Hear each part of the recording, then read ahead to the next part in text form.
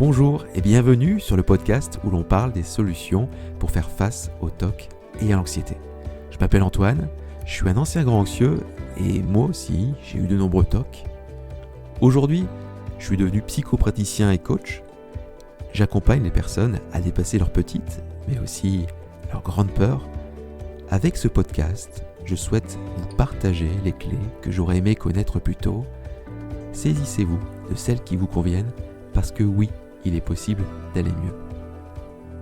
Est-ce que la méditation est une solution efficace pour se libérer des phobies d'impulsion ? C'est une question que les personnes que j'accompagne me posent souvent. Est-ce que ça sert d'investir du temps dans ces techniques ? Est-ce qu'on peut espérer réellement diminuer les pensées intrusives, voire les faire disparaître en devenant un bon méditant ? Dans quelques minutes, vous aurez ma réponse à cette question qui est beaucoup plus complexe qu'un simple oui ou un simple non, vous allez voir. Pour illustrer ça, je vais vous parler d'un peu de mon histoire avec la méditation.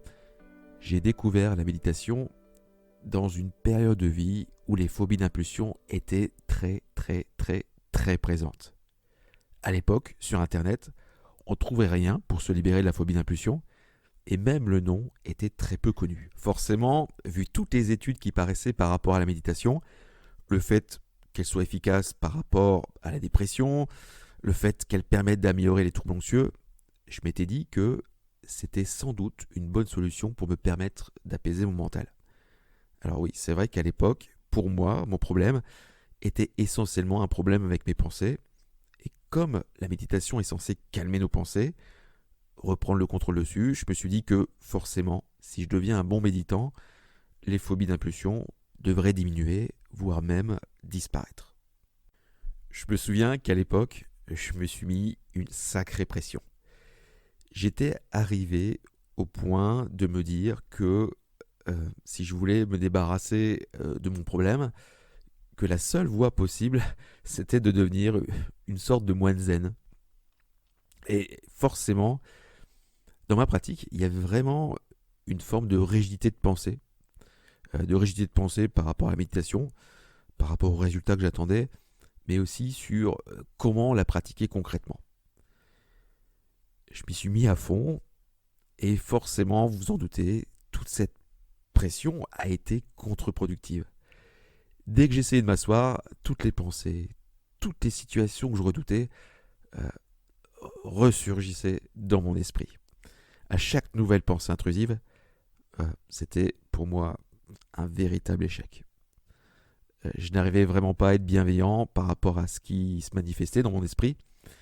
Et aussi le fait de devoir observer ses propres pensées, chose que je faisais même en dehors des périodes de méditation, mettait complètement le foutoir dans mon mental. J'avais une sensation de perte de contrôle énorme, une sensation de stress qui augmentait beaucoup. Et au final, au quotidien, mon mental ne me laissait plus aucun répit. Constamment, à chaque minute quasiment, j'avais des pensées et je réagissais à elles. C'était véritablement devenu un enfer.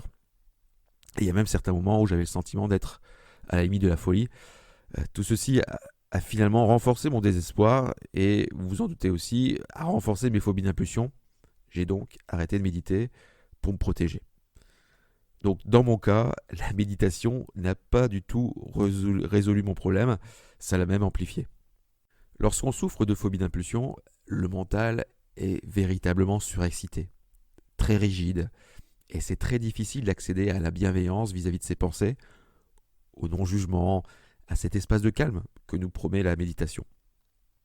Je ne pense pas du coup que cette pratique est à utiliser en première intention lorsqu'on a des phobies d'impulsion, d'autant que la pratique de la méditation va plutôt dans le sens contraire de ce qui est conseillé de faire lorsqu'on a une pensée intrusive qui nous dérange.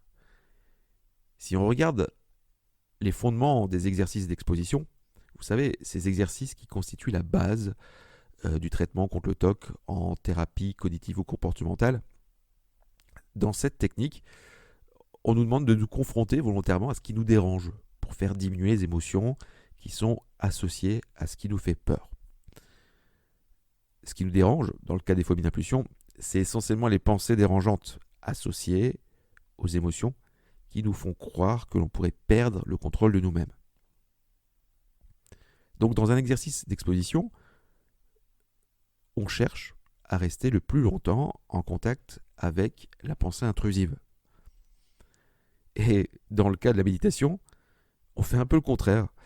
On se concentre par exemple sur une partie du corps ou sa respiration, et dès qu'un flot de pensées, des pensées obsessionnelles par exemple, nous détourne de notre concentration, on revient à son corps ou au moment présent.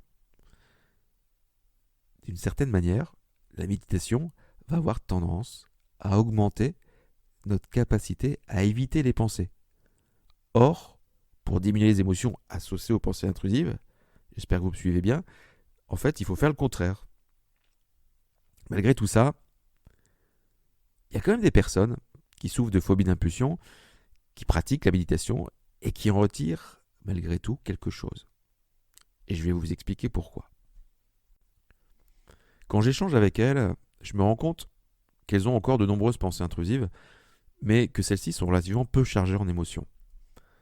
Ces personnes ont dépassé le stade où elles étaient complètement dépassées par ce qui se manifestait dans leur tête.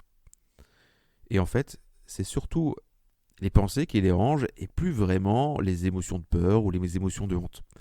Et bien souvent, elles arrivent à identifier leurs pensées comme quelque chose qui est lié à un TOC, et donc il y a une forme de dissociation qui a commencé à se faire aussi.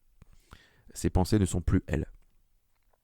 Donc ces personnes ont déjà bien travaillé sur les émotions, et leur problématique est davantage liée au monde du mental. Et à ce stade, oui, la méditation peut être un vrai outil pour avancer et nous aider à aller mieux. Elle va permettre de développer cette capacité qu'on a de se défusionner de la pensée et aussi de se reconcentrer sur des choses qui nous semblent utiles.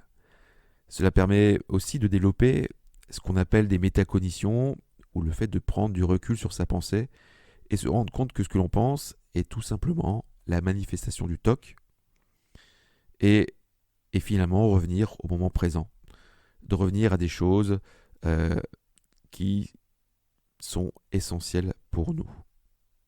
Je pense aussi que la méditation elle va permettre d'accélérer cette forme d'acceptation de ce qui se passe dans nos têtes, d'accepter les pensées intrusives.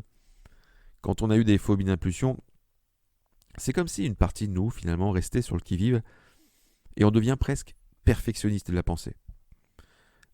À la moindre pensée, on se raconte plein de choses. On peut se raconter par exemple, tiens, si j'essaie de penser, c'est que mon problème n'est pas parti. Il est encore là et jamais je m'en sortirai. Or, les pensées intrusives, les pensées automatiques non désirées, arrivent même dans le cerveau d'une personne qui n'a pas de TOC. La méditation permet de faire la paix avec ces pensées intrusives dites normales que l'on a tous. En plus de ça, cet outil va permettre au cerveau de se régénérer. Je vous rappelle que si vous avez des phobies d'impulsion, cela montre avant toute chose un épuisement nerveux. Et la méditation, en mettant ce temps de pause mentale dans votre quotidien, va permettre littéralement de regagner des ressources émotionnelles.